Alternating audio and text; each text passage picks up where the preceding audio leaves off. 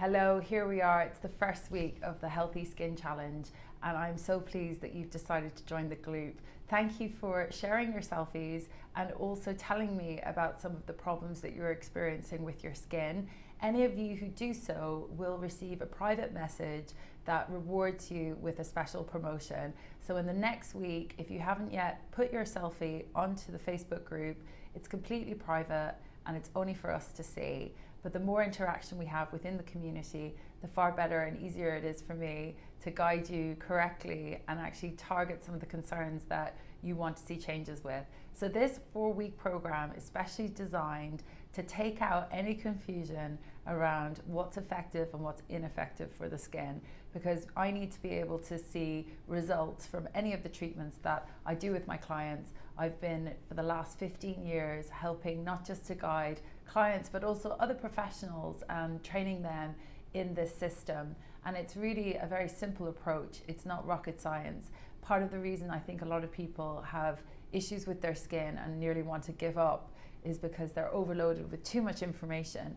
And there is a lot of exciting developments in terms of skincare and treatments, but really when it comes down to understanding what works and what doesn't work, you really need to know about the skin.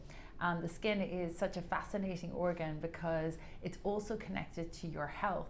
And I see that the mind, the body, and the skin are all connected as one. So I wanted to create something that would simplify being able to understand the interdependence between both your skin and your body, and also give you the ABCs as to how you can organize and structure your regimen to get effective results. Because results are what improve our determination and also give us the motivation to make necessary changes. And in the first week, I want to decode some of the symptoms that you may feel in your skin and actually give you the reasons why you have those feelings and how you can actually reverse them.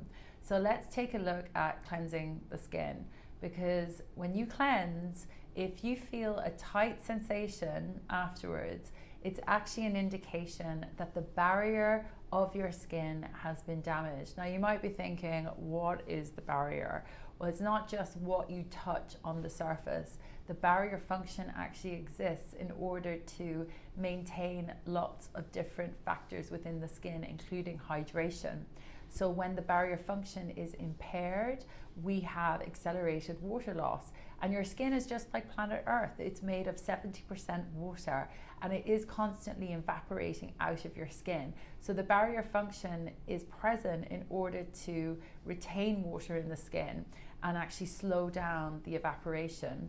It has other functions in that it helps to prevent premature aging, because a healthy barrier function actually blocks radiation, which we absorb through sunlight, and other external factors like environmental damage, free radical attack, if you've ever heard about that. That's also slowed down through having a healthy barrier function. So that tight sensation is really an immediate sign that there is something up and that your healthy barrier function is no longer 100%. It may even have dropped below 50%. So what we really need to do is look at the root causes, like what actually makes your barrier function deteriorate in that way. And it's actually a little ingredient that you probably are using already, that you use on a daily basis, and it's found in your cleansers. It's called sodium lauryl sulfate. It's a detergent. It's what foams up the cleanser, and it sort of gives you that soapy consistency that makes people feel like they're getting a really good clean. And it's getting in, obviously, to remove dirt, but it's also removing some of the things like the actual natural hydrating properties within your skin. These are the things that we want to leave behind. We obviously want to get rid of the dirt and the grime, but we don't want to strip your skin of its natural oils. So we look to using alternatives to sodium lauryl sulfate, because sodium lauryl sulfate, that detergent, even at 1%, is irritating. And there's plenty of studies. You can go online. You'll probably find that a lot of natural skincare is free from sodium lauryl sulfate, or SLS for short. So if you already have a sensitized skin, if you suffer with any issues like dermatitis, rosacea, or if you're a person that just feels tightness, the first thing that you should really be doing is looking for a better alternative to your cleanser. So I'd like you to check your cleanser, post whether your cleanser has sodium lauryl sulfate in it, post the ingredient label. It might shock you to actually find that the concentration of sodium lauryl sulfate is a lot higher than 1%.